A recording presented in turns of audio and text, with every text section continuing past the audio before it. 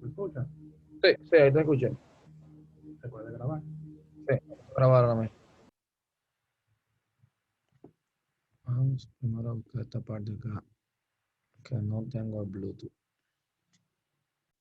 Perfecto, ahora sí. Vamos a continuar, obviamente, vamos a continuar con el tema que teníamos la semana pasada. Bueno, perdón, la semana pasada, esta semana era. Que estábamos hablando de clustering, ¿verdad? Pero ya ese tema lo tratamos. Hablamos un poquito de cómo se agrupaban, de la matriz de la distancia. Pero hoy quería mencionar uno de esos algoritmos, vamos a decirle así, de los más conocidos, porque son de los más básicos y por mencionar algo de lo más, no voy a decir solicitado, pero sí, por lo menos para a nivel de educación, siempre se utiliza el K-means como uno de los principales para hacer una representación digna de lo que son los clusters, realmente porque se encarga de eso, de agruparte. Bueno, la mayoría, eso es lo que te va a hacer agrupaciones, cada uno va a tener parámetros diferentes, obviamente, para tú poder setearlo y vas a tener una matemática detrás diferente. Que pues se le decía que era bueno conocerlos, para qué era bueno uno, para qué aplicaciones podría yo tener otro. Tanto como Kamen iba a tener Minshift dentro de estos algoritmos que son bien solicitados.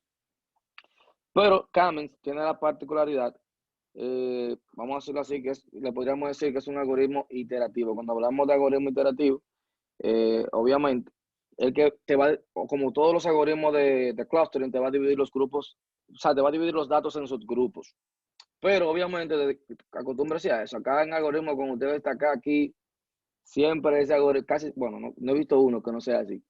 Esa acaba de representar que tú vas a tener, es un parámetro que tú vas a tener que asignarlo. Ustedes recuerdan el KNN, que ustedes debían de especificarle la cantidad de vecinos. Ok, está grabando. Que usted tenía que aplicarle la cantidad de vecinos que usted quería que él tomara en cuenta para hacer las subdivisiones. Bueno, acá acá viene representando la cantidad de grupos que usted quiere que él te forme. Más bien la cantidad de clústeres que tú quieres que ese algoritmo te forme a partir de esos datos. Por eso siempre va a haber un análisis preliminar de los datos para que usted lo conozca. O sea, a veces también es bueno conocer la variación que tienen esos datos, graficarlo, hacer un scatter plot y así sucesivamente un número de pasos hasta lograr lo que uno desea. Ahora, como le decía, ¿qué es lo que va a hacer este algoritmo? Como dice aquí, su funcionamiento, la matemática que hay detrás de él. Bueno, este algoritmo va a tener una inicialización, donde te dice que se va a elegir la locación de los centroides de los cada grupos aleatoriamente, la asignación que se asigna a cada dato al centroide más cercano y la actualización que se va a actualizar la posición del centroide a la medida aritmética de las posiciones de los datos asignados del grupo. Ok, vamos a aterrizar esto. Lo primero que yo voy a hacer cuando te diga inicialización es que voy a asignar el valor de K. O sea, cuántos clústeres yo quiero. Entonces, una vez que yo tengo K, yo voy a hacer una inicialización de los centroides. ¿Qué es lo que él va a hacer? Va a buscar a partir del centroide de los datos que más se cerca para comenzar a agruparlo. Y luego va a seguir iterando a partir de la cantidad de iteraciones que usted le ponga. Y los centroides irán moviéndose y se van a ir asignando y va a ir calculando la suma de la distancia del cuadrado de cada punto. Y obviamente de cada punto en base al centroide. Aquí los centroides son muy importantes. La definición de los centroides. Vamos a poner esto acá. Bien. Acá, como usted se fija, vamos a hacerlo por aquí mejor, para que no se me quede grabado.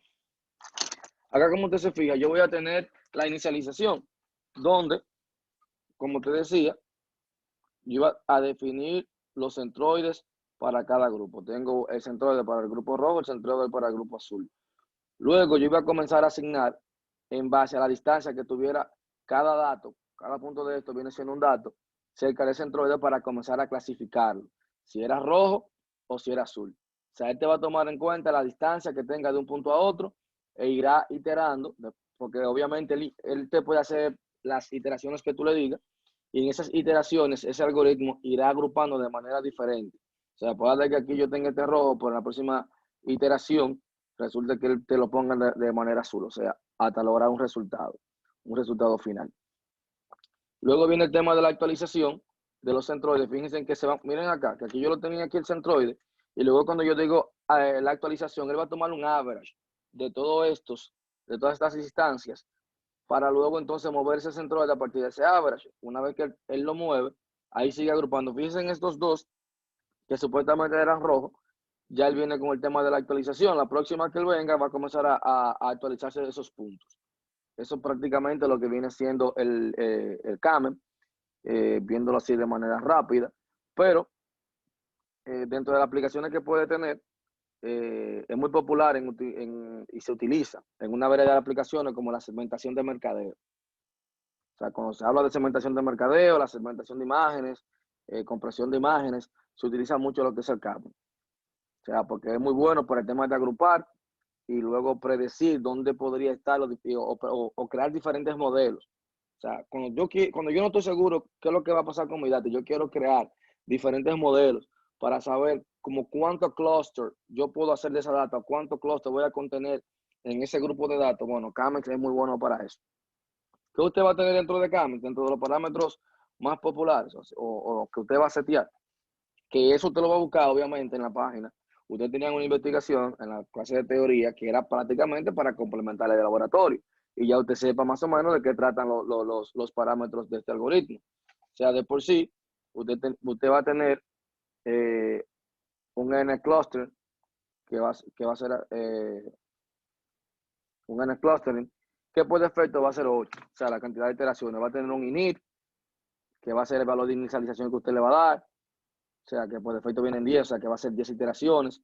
Va a tener un máximo de iteraciones, que por defecto son 300, y así sucesivamente, un sinnúmero de parámetros. Ahora bien, dentro de ese grupo de agrupaciones, fíjense que acá teníamos que usted iba a tener el valor de K para asignarle. O sea, que dentro de los que trabajan con no etiquetas, por así decirlo, tú lo ayudas un poco, porque tú dices, mira, yo creo que en esa data tú me vas a formar tantos grupos. O sea, que previamente tú más o menos conoces un poquito la data. O comienzas a jugar con el valor de K. Que es como usted lo hacía con KNN. Recuerde que usted muchas veces, yo creo que fue una tareita también que hubo, que usted tenía que hacer una función en base a qué valor de K yo seleccionaba. Entonces aquí también se cumple eso. O sea, aquí también usted puede crear una funcioncita para saber qué K fuera la idea o qué número de clústeres fueron los ideales para formar con los datos que usted tiene.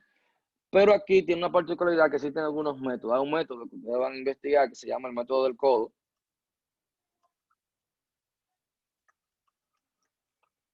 Que ese método del codo prácticamente te va a decir a ti, este va a formar una gráfica con una curva que donde forma aquí el codo prácticamente te va diciendo, mira, serían con 3, en caso de que sea 3 o 4 o 5, donde la cantidad de agrupaciones que él entiende que te daría el mejor score, prácticamente ahí te hace la curva y luego comienza a descrecer. Entonces, donde te hace la curva, que prácticamente por eso se llama el método de codo, porque te viene formando un codo ahí, ese es el valor de K que tú debes asignarle a ese clúster, que se vendría trabajando de esa manera.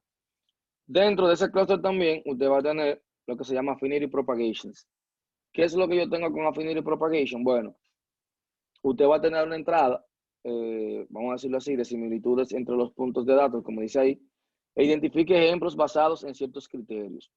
Acá, este Affinity Propagation, él no toma como, de por sí él no conoce la cantidad de clúster que él va a conformar. O sea, él realmente no lo conoce, por eso se llama también el enlace. O sea, se van a intercambiar entre los puntos de datos hasta que se obtiene un conjunto de ejemplos de alta calidad. Bueno, una de las ventajas que yo le veo a fíjense que él realmente viene siendo como, le podríamos llamar un link state, o sea, es lo que es un algoritmo de estado, que eso es lo que te va a estar haciendo, pero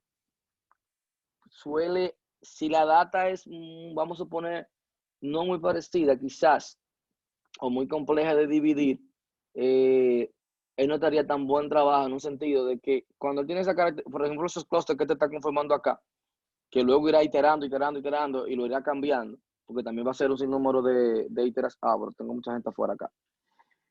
Voy a tener un sinnúmero de iteraciones.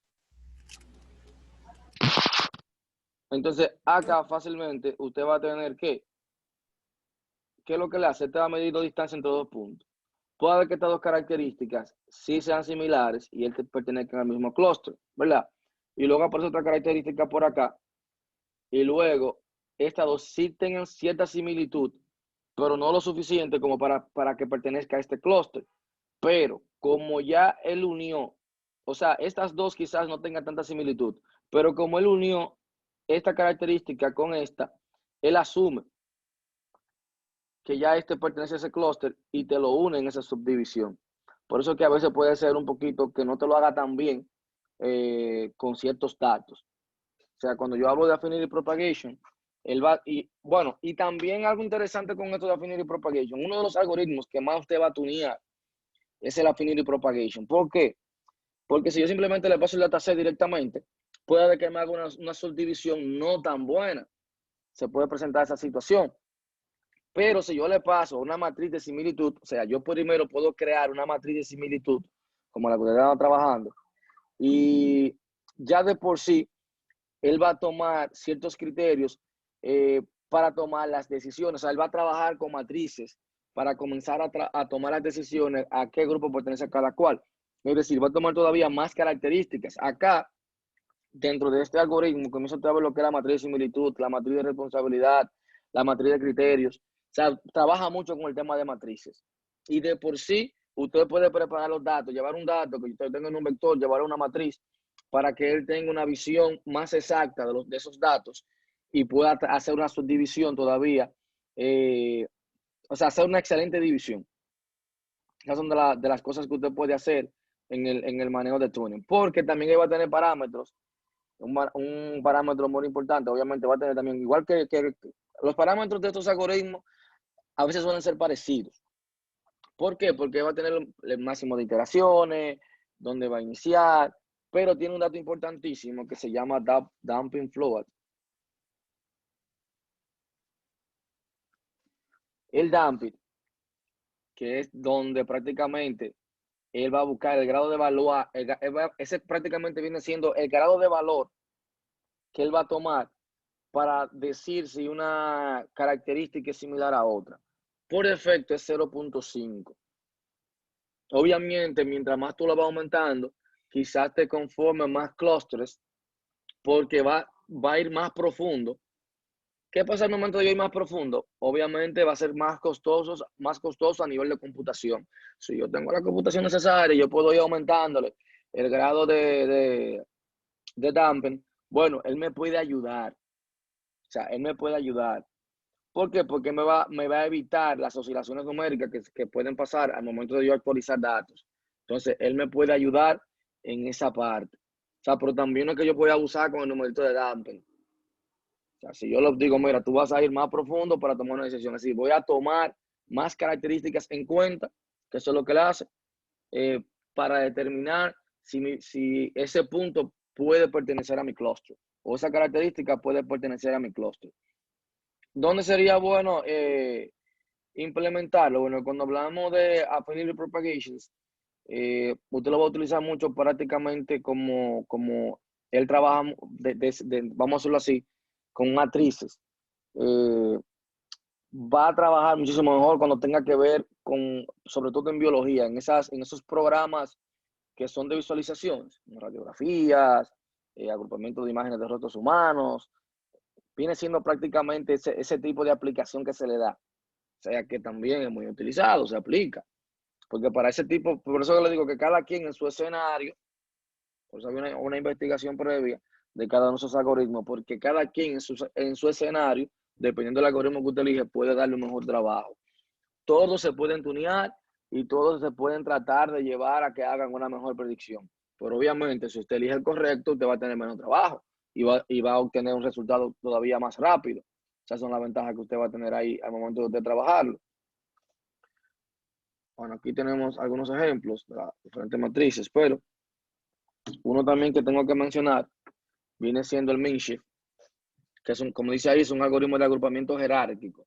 A diferencia de los algoritmos supervisados de aprendizajes automáticos, la agrupación intenta agrupar los datos sin haber sido entrenados primeros en los datos etiquetados. Es decir, que incluso a él no se le, en su momento no se lo consideraba como si fuese por eso ahí te mencioné supervisados, como un no supervisado, porque prácticamente trabaja de la misma forma que un supervisado. Lo único contrario es que no necesita etiqueta para comenzar a hacerte las agrupaciones. Pero fíjense en aquel que de una vez te menciona y que te dice que una de las desventajas de Minchis es que es computacionalmente costoso. O sea, que al momento de yo comenzar a agrupar, puede ser muy costoso el momento de yo realizarlo. Pero entonces acá, por un pequeño ejemplo, ¿qué es lo que hace Minchis? Va a elegir un punto aleatorio y va a comenzar a tratar de agrupar en esa parte de esos datos. Por ejemplo, aquí te está diciendo él, mira, yo tengo aquí estos 3 puntos. Como tienen distancia mínima, yo voy a formar un clúster con ellos. Y luego va a seguir iterando. Es lo que va a hacer que va a calcular la media de estos puntos. A ver si tengo la gráfica acá. Bueno, sí. Va a calcular la media de esos puntos. Entonces, una vez que yo tengo esa media, va a cambiar la ventana y de todo modo se va a encontrar en la ubicación media. Es decir, es lo que va a tomar estos 3 puntos que están acá, él le busca el average y luego sigue recorriendo. Y si este cae dentro de ese rango, él viene y forma un clúster nuevo con esos, viene siendo un clúster ahora de esos 4 puntos. Sucedería lo mismo acá. O sea, te trabaja muy parecido al tema de como si fuera el canero. Te recuerdan que él te tomaba esa agrupación, iba comparando punto por punto, punto por punto. Entonces, por eso que te dice que es tan costoso el momento de tú trabajar con este tipo de algoritmos. Que eso es lo que viene implementando el famoso Minchis. Bueno, uno de los parámetros más importantes que tiene Minchis viene siendo el bandwidth. O sea, tiene un parámetro que se llama bandwidth, que vamos a decirlo así, va a ser, como su nombre lo indica, va a ser el ancho de banda, la estimación que va a tener o que él va a utilizar para hacer las predicciones de esos datos. Muy utilizado, muy utilizado en segmentación de imágenes. Todo lo que te mencioné, segmentación de imágenes, agrupaciones de imágenes, si tú te fijas, son algoritmos o son cosas que tú la vas a aplicar en redes neuronales. Porque cuando yo voy a trabajar con redes neuronales, yo lo que quiero es aplicar primero en una de las capas y te puedo decir a ti, pero yo puedo utilizar Minchif en una de esas capas.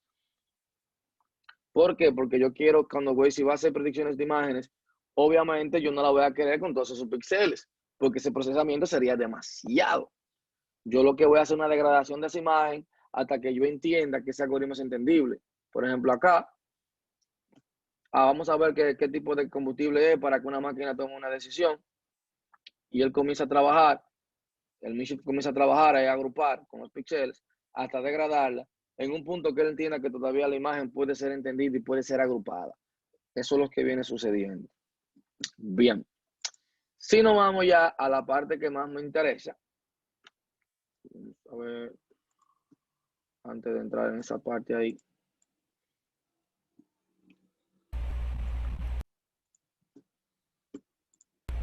Un aporte, profe. Ajá. ¿Sabes? Sobre esos algoritmos que te has mencionado, sabes que la captcha que usa Google con las imágenes, que uno tiene que entrar, uno va a descargar un archivo y le pide que confirme la captcha, que cuáles son los semáforos, la cantidad de imágenes y eso. Según yo leí, eso es cuando Google aplica esos algoritmos para reconocer imagen que el algoritmo no puede reconocer por él mismo. Y Google tiene, señores, un curso ahí, pero como él aporta, ahora que me menciona Google, ustedes saben que Google viene siendo prácticamente el papá de TensorFlow, que en su momento se comenzó a trabajar también con Keras.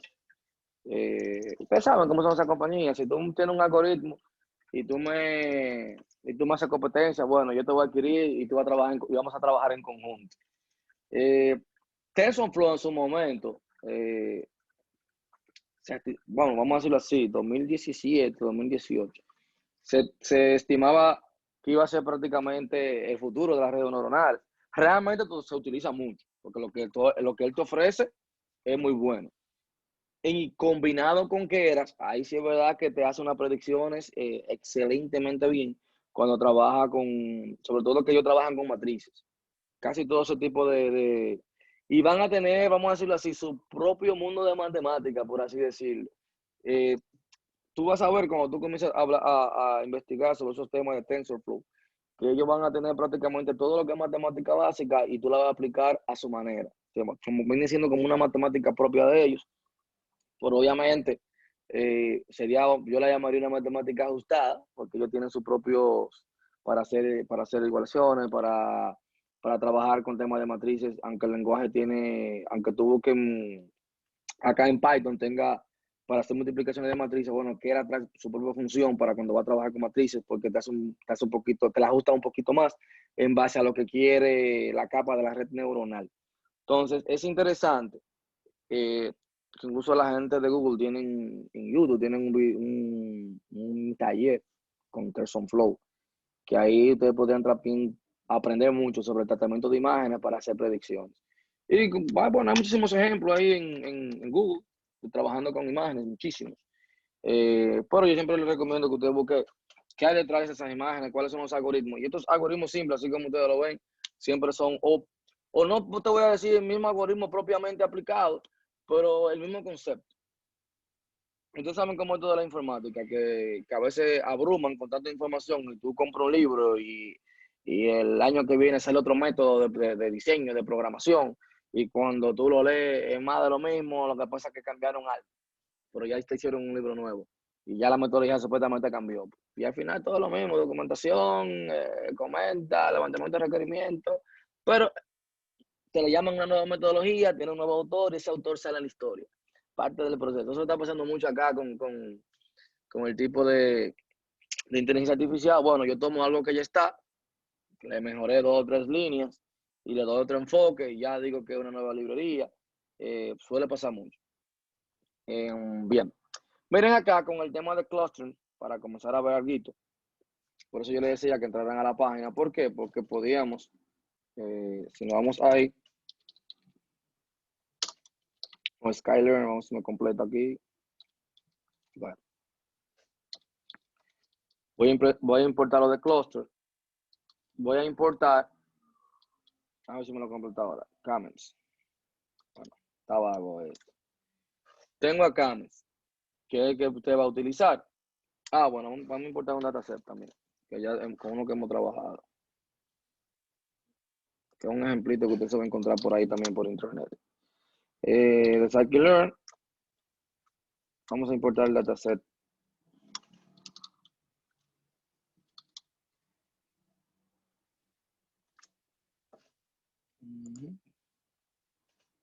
Déjame que falta escribir más.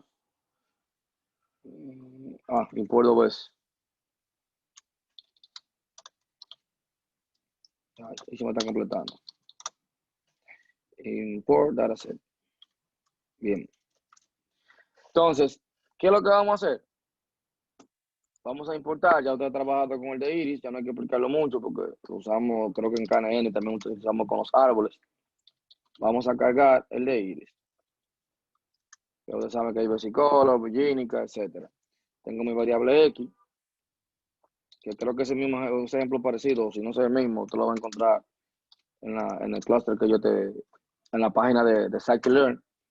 Pero para ver la temática de cómo funcionaría, vamos a ponerlo. Vamos a tener mi X, mi Y. A ver qué fue lo que hice mal. Ya, aquí. Tengo mi X, tengo mi Y. Déjame ya aquí que voy a tener mi data. Aquí lo que yo quiero, en este caso, si fuese a predecir, que viene siendo mi target.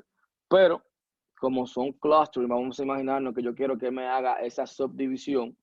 Yo lo que voy a comenzar a crear y a estimar, o más bien a crear un modelo, a instanciar un modelo. Yo puedo tener mi modelo 1.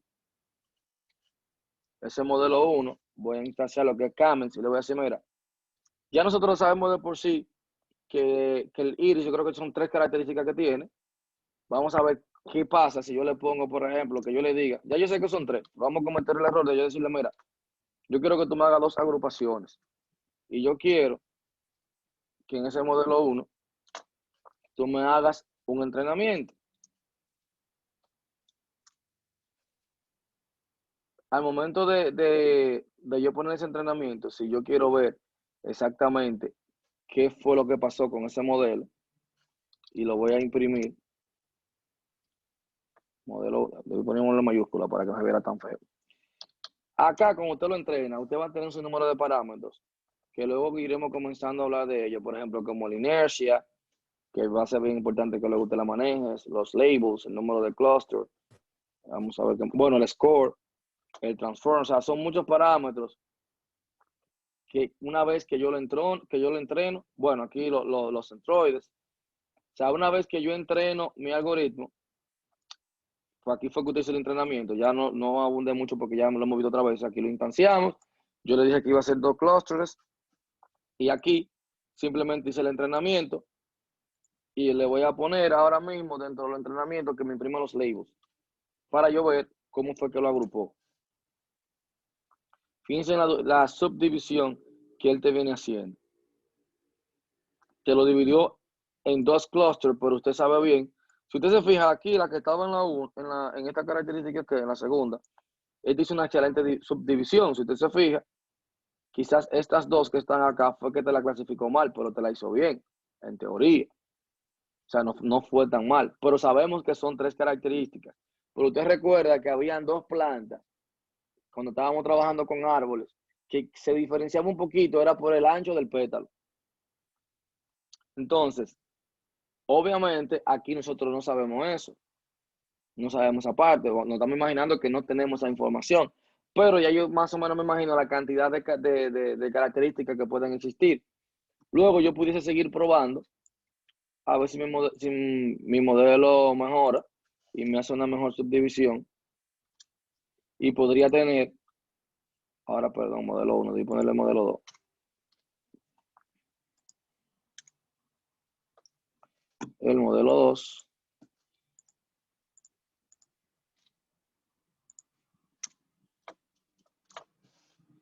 Entonces, aquí fíjense ahora cómo él comienza. Fíjense acá, me divide el primer clúster excelentemente bien. Luego aquí en el segundo, fíjense ahí, cómo él comienza a mezclar de las categorías. Y eso que debería hacérmelo de manera, vamos a decirlo así, óptima. Porque en teoría, él sabe, o nosotros sabemos que tenemos 3 características ahí, pero ¿qué pasa? Hay 2 que son muy parecidas. Son muy parecidas. O sea, en el ejemplo primero, él separa la clase de las otras 2 casi correctamente, muy correctamente. Pero una vez ya cuando yo la estoy poniendo con las demás, comienza a complicarse un poquito más con el número de clústeres que yo le estoy dando. Por eso hay un tema ahí que luego veremos, el tema del tuning, porque usted va a tener que llevar, dependiendo la data, hacer un escalar con esa información, hacer una normalización, utilizar lo que es PCA, lo que es el método del codo, o sea, todo eso. Que también vamos a tener investigaciones de eso, lamentablemente. Pero no se preocupen que vamos a ver algunos ejemplos acá también. Bueno, tengo a José aquí en espera. Vamos a tener algunos ejemplos acá también para poder, o para que ustedes puedan ver realmente cómo viene funcionando, cómo ustedes lo van aplicando. Una parte importante, muy importante también, es saber los centroides. O sea, ¿cuáles son mis centroides? O sea, cada algoritmo va a tener una forma de representar su resultado. O sea, cada algoritmo va a tener su modelo. O sea, ¿cómo yo voy a saber que también que es un dato importante que usted va a tener? Porque también es, cada algoritmo también, algo importante que usted tiene que saber, que son de las cosas, de lo que usted debe de estudiar de cada uno. O sea, cómo funciona internamente. ¿Dónde yo lo puedo aplicar? ¿En qué se basa él para clasificar las instancias? ¿En qué? Para hacer los nuevos clústeres. ¿Lo hace por similitud? ¿Lo hace por representación? ¿Lo hace por proximidad? Son de las cosas que usted debe de manejar de cada uno de ellos. Entonces, acá cuando usted trabaja con el modelo, por ejemplo, si yo le doy al modelo 1, y otra de las características que tenía era los centroides, fíjate ahí. Y mira que yo lo hice 2 veces acá. Vamos a ponerlo así. Bien, ahí sí. Fíjate acá los centroides que te toma en cada punto. Yo tenía esta agrupación de 2. O sea, ese vienen siendo los datos que él utilizó para comenzar a clasificar alrededor de ellos. Eso fue como ustedes saben que va iterando y se va moviendo, se va moviendo, se va moviendo, para luego lograr el resultado final. Las diferentes ubicaciones que fueron tomando los centroides para hacer esa clasificación. O sea, que ahí tú puedes ver que tiene 1, 2, 3, 4, 8 iteraciones prácticamente. Recuerda que por defecto tenía 10. Yo le pudiese, ese parámetro usted lo puede cambiar, o sea, ese parámetro usted lo puede cambiar sin ningún tipo de problema y comenzar a tratar de, y una vez que usted cambie esos parámetros, usted puede decir, no, mira, vamos a hacerlo en 20 iteraciones, a ver si me lo hace mejor. Obviamente usted sabe que va a tener más tiempo de computación y también hay que tener cuidado con el tema porque se pueden solapar, o sea, puede tener solapamiento. O sea, que no es que yo voy a venir y que va, si le puse más va a ser mejor. No necesariamente va a ser así. Por eso que usted va a utilizar muchas características de tuning. Incluso hay una por ahí que se llama de selección de características, que te dice a ti, si yo tengo 20 columnas, esas 20 columnas, ¿cuáles pudiesen ser mejor para el modelo? Te va a tener un método de eso. O sea, que te va a tomar las mejores características, que para este tipo de algoritmos, muchas veces antes de yo comenzar a entrenar, yo comienzo a seleccionar qué es lo que él me indica a mí, que de las características que yo tengo acá, pueden ser las mejores para que me haga la mejor predicción. O sea, eso puede pasar sí o sí. Ese viene siendo con el Camels. O sea, hay muchísimas cosas más que vamos a hablar de Camels. O sea, no es que aquí terminamos, no. O sea, si nos vamos a hablar de Camels nada más, porque también, bueno, podemos seguir hablando de Camels antes de pasar a Affinity Propagation, pero lo demás es lo mismo. O sea, yo voy a venir, voy a utilizar lo voy a importar, el algoritmo que yo voy a hacer, lo voy a instanciar y voy a jugar con esta parte de acá de los parámetros. Ahorita yo le mencionaba que usted también, creo que en Scikit-Learn también aparece ese ejemplo de Affinity Propagations, que fácilmente yo con una matriz de Affinity Propagations puedo hacer una mejor subdivisión. O sea, hay una forma de que yo lo meto en una matriz y luego me puede hacer una mejor clusterización, un mejor agrupamiento. O sea, y ojo con estos tipos de algoritmos. Diferentes parámetros obviamente van a ser diferentes resultados. O sea, diferentes parámetros te va a dar a ti diferentes resultados. O sea, si ustedes le aplican MinShift a esto mismo que está acá, o sea, ya está fácil. Ya esto está fácil acá. Vamos a poner modelo 3. Y vamos a instanciarlo. Vamos a importar primero MinShift. Vamos a copiar esto que está acá.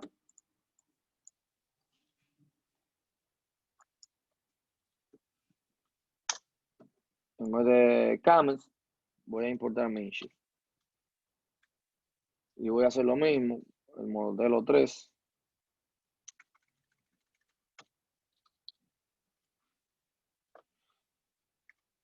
El modelo 3, yo lo que voy a hacer, que lo voy a instanciar con MinShift. Una vez que yo tengo MinShift, voy a entrenar a mi X. Y vamos a hacer lo mismo que usted tenía más adelante con el tema de los labels. O usted puede tratar de hacer predicciones incluso con parte de los labels. Entonces, yo puedo venir, porque también te van a tener su predict. Usted puede comenzar a tratar de que él te diga, tal clúster, otra característica, a qué clúster va a pertenecer. O sea, tú puedes hacerlo sin ningún tipo de problema. O sea, si yo te paso este rango de características, ¿a qué grupo pertenecería? Él te va a decir a qué grupo va a pertenecer. Bien, entonces acá una vez que yo tengo el modelo, lo mismo, yo puedo ver, estamos etiquetando el mismo iris. Fíjense acá, como él te lo va haciendo. O sea, ese ya sería trabajando con MinShift. La subdivisión que él te hace, te la hace en dos subgrupos. Bueno, tiene una sola pasión acá, simplemente, pero te la divide en un solo clúster. Cuando está trabajando con MinShift, usted puede hacer una predicción, como les mencionaba, sin ningún tipo de problema, al momento de usted trabajar con MinShift. Ahora, ¿qué pasa con este tipo de algoritmos? Por ejemplo, El algoritmo K-means y mean-shift, obviamente, van a tomar prácticamente una matriz con datos en las filas y las columnas van a ser las características. O sea, cuando yo trabajo con K-means y mean-shift, los datos van a estar en las filas y las columnas van a ser las características. Ahora, ¿qué pasa también? Bueno, nosotros no vimos CBC. No lo llegamos a ver. Pero es muy parecido al KNN, que son sistemas basados en recomendaciones. Pero Affinity Propagation, él te va a tomar como entrada la matriz de similitud. O sea, él te va a tomar como entrada una matriz. K-means y mean-shift te va a trabajar con los datos como si fueran matrices. Pero Affinity Propagation espera que tú le pases una matriz para hacerte la predicción más óptima. Eso es lo que espera Affinity Propagation. Que haríamos lo mismo. O sea, para usted trabajar con Affinity Propagation, lo mismo. Yo vengo acá.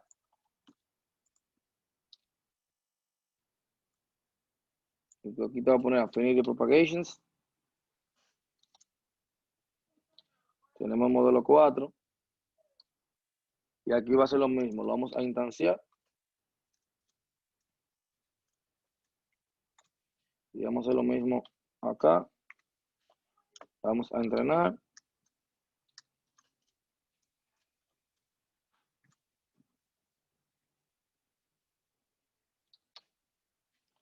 Tengo el modelo 4 para que me imprima los labels. Verdad que no va a salir porque no he entrenado. MDL 4, Affinity Propagation. Es la variable, profe. Ahí ¿Cómo donde instancia. Donde está instanciando. Dice MLD y no MD. Ya. Gracias. Ahí sí. No tengo labels. Vamos a ver. MDL 4. La S. Perdón. Labels. Ahí sí. Miren bien. Fíjense bien. Acá con K-mems, al principio, él me hizo 2. Pero si yo le indicaba 3, era yo que le indicaba el número de clúster que yo quiero que me forme. A este yo no le indicaba la cantidad de clúster que yo quiero que me formara, que era el main shift. Él me hizo 2. Me conformó 2 clústeres. Nosotros sabemos que son 3. Acá, si usted se fija esto que tengo acá,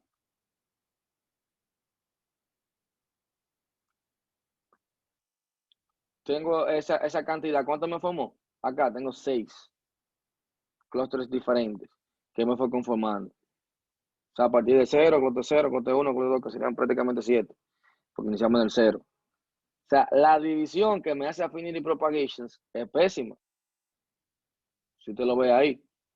Pero exageradamente pésima la que me viene haciendo.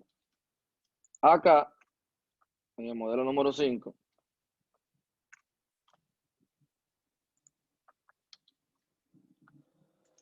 tengo acá el 0.8.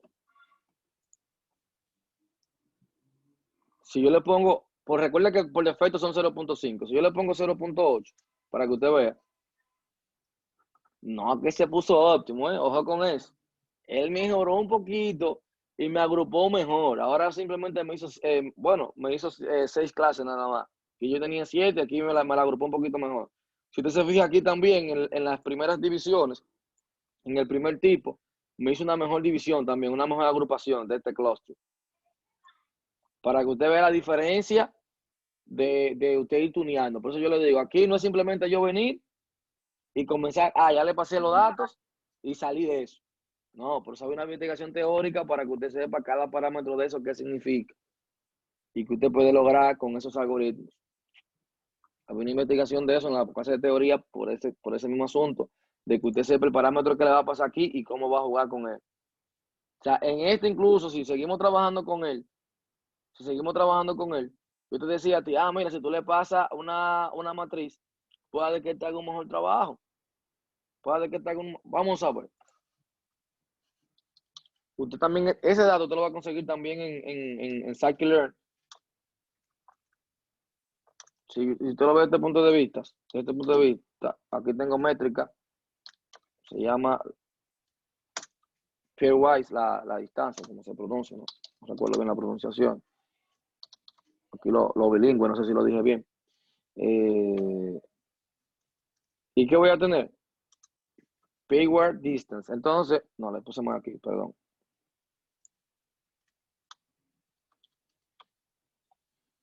Vamos a ver.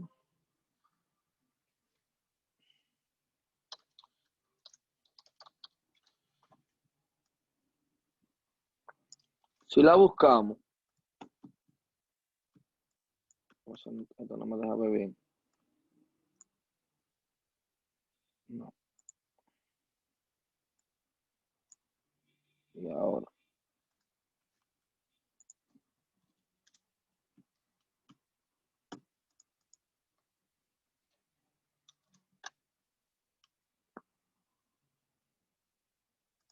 Si se lo busca acá, prácticamente te va a decir cómo trabaja. Pero vamos a buscar en la página de Scikit-Learn, que también te da un ejemplo directamente. Bájalo acá. Bájalo acá. Aquí te va diciendo lo que tú le vas a pasar. ¿Qué le espera que tú le pases a X? ¿Qué tú esperas que tú le pases una métrica? El número de ocasiones que él va a hacer. O si yo le voy a crear también una función, que usted pudiese hacerle una función de agregación. No te voy a traer temas de función de agregación porque ya viene a un temita más avanzado todavía y nos complicaríamos un poquito más. Entonces acá te va diciendo qué es lo que tú vas a hacer, los parámetros que tú vas a hacer, qué función va a ser cada parámetro dentro de esa matriz. Y luego tú te puedes ir a la distancia. También te va a dar más información sobre esas distancias. O sea, si yo utilizo esta, ¿qué pasaría? Porque cada una es diferente, me va a aplicar una fórmula diferente. Al final, el resultado va a ser muy parecido, porque son distancias. Usted sabe que cuando yo aplico distancias siempre voy a estar buscando prácticamente lo mismo, sin importar el método. Pero es importante que usted sepa siempre buscar información de cada uno de esos métodos. Vamos a ver si es que no la tengo. La letra, profe, sí está mal. En Paywall. Acá, No, no, del otro lado. Le faltó la R. Ajá. se la R. Gracias. Vamos a ver. Si fue que la escribí mal. From Scanner, Matrix. Sí. Vamos a ver atrás, la hice mal. Paywars. Import.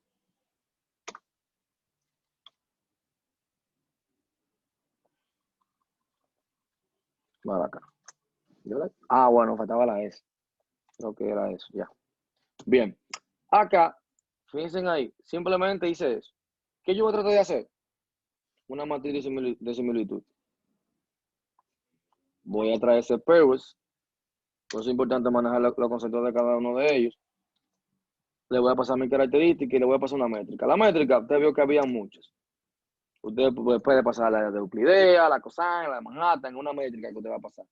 Podemos aplicarle la de cosine. ¿Qué yo le voy a decir? Si usted hace eso, simplemente vamos a imprimir, al momento de yo hacer eso, ¿qué pasaría? ¿Cuál sería el shape? ¿Cuál sería el shape de X? ¿Y cuál sería el shape de la matriz de similitud que yo acabo de hacer? Aquí tengo 150. Ustedes recuerdan cuando teníamos el iris, que teníamos 154 características y 4 columnas, y aquí me la convierte en 150 y 150. Me lo va a completar de cero, los datos que no tenga. Pero me va a formar la matriz de similitud. Eso es lo que aquí en esta línea, ¿qué es lo que me está haciendo? La matriz de similitud. Eso es lo que me está haciendo ahí. Ahora, ¿qué yo voy a hacer ahora? Voy a hacer lo mismo que yo hice ahorita, en este mismo modelo. Fíjense aquí cómo me estuvo haciendo la división de cluster. Yo voy a tomar ese mismo modelo y le voy a dejar, ¿qué es lo que le voy a decir? Que la Affinity fue precomputado para que él sepa lo que me va a tomar en cuenta ahí.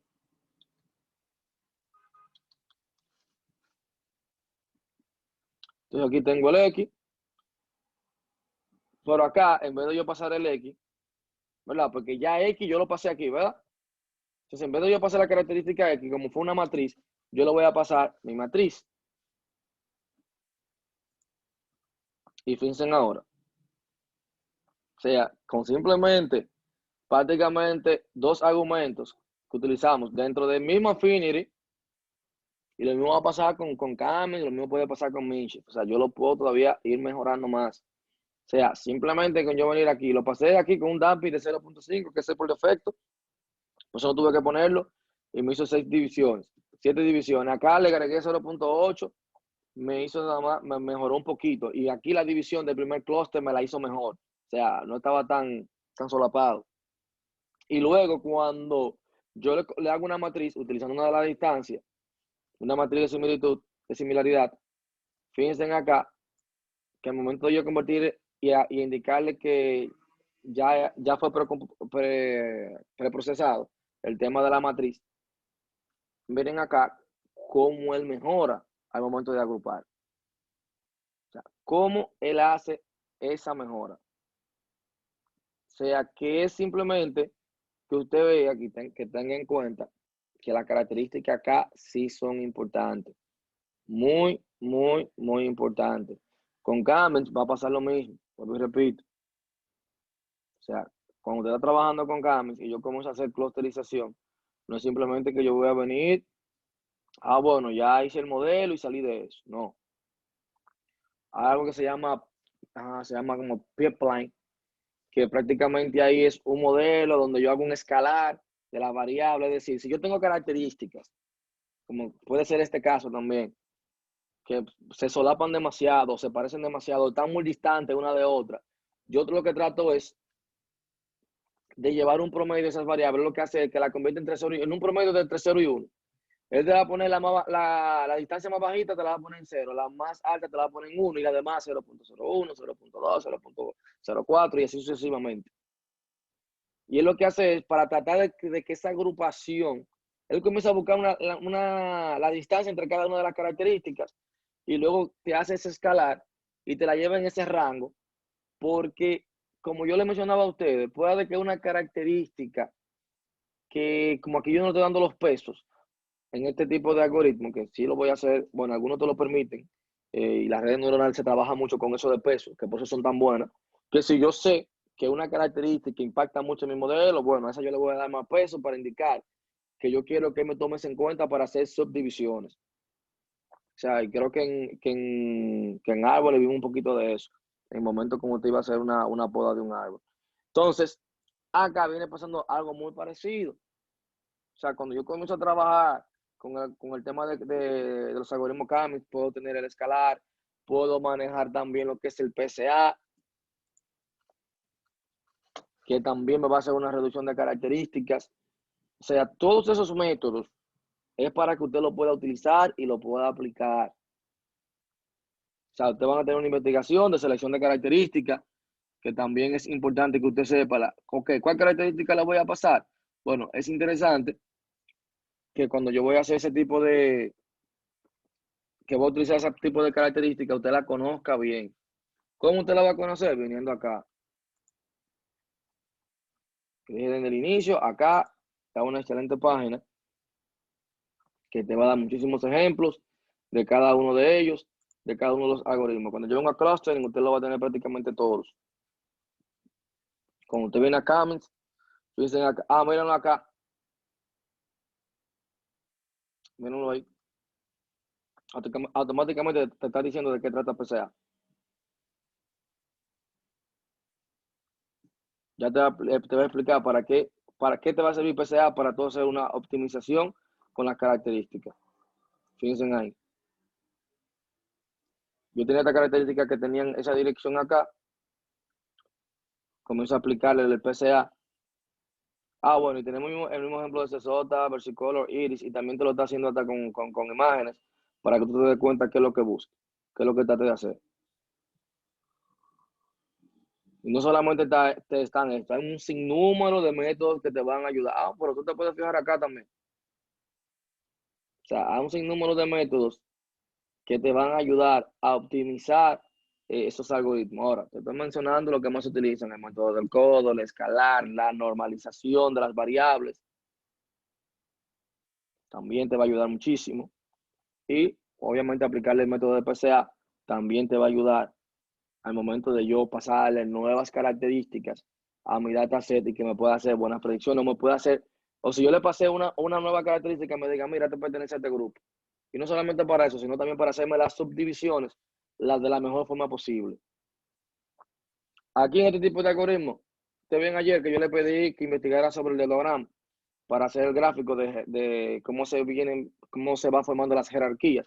Bueno, acá yo también le puedo aplicar un dedograma a mi data y así yo me doy cuenta qué tan buena o mala son o qué tan bien o mal, o qué cantidad de clústeres me está conformando, o qué cantidad de datos me está tomando en cuenta para hacer esas subdivisiones de mis clústeres. O sea que todos los métodos que aquí en no supervisado, que tanto la matriz de similitud como estuvimos viendo ayer, todos esos métodos, no es que yo te voy a decir a ti que PCA es propio de Camis, no. O sea, PCA tiene su razón de ser. ¿Para qué viene? Para hacer túnel. O sea, yo voy a tomar las características de mi dataset para hacerle el túnel, la voy a transformar. Eso es lo que voy a hacer ahí cuando lo estoy aplicando, lo escalar lo mismo, la normalización lo mismo. O sea, son independientes del modelo. Son independientes del modelo. O sea, por eso es importante comenzar a investigar sobre esos temas ya para que luego no se le vaya a complicar el asunto. Ahora, no, ¿qué es lo que yo quiero con esto? Que no es que usted venga y yo le pase la data y ya lo dejé ahí. No trato de ni optimizarlo, a ver si lo puedo mejorar, analizar qué me está haciendo cada uno y saber dar una explicación de por qué uno lo divide bien o por qué otro lo divide mal. Eso es lo que yo quiero ahí. Bien. Bueno, ahora por hoy vamos a dejarlo hasta acá porque mi garganta no aguanta más. Vamos a detener un poquito la grabación para que ustedes entren a la página UTESA. Pero esta gente viene a decir presente, fue. Para que ustedes entren a la página de UTESA, así toma la presencia más, la asistencia más rápido.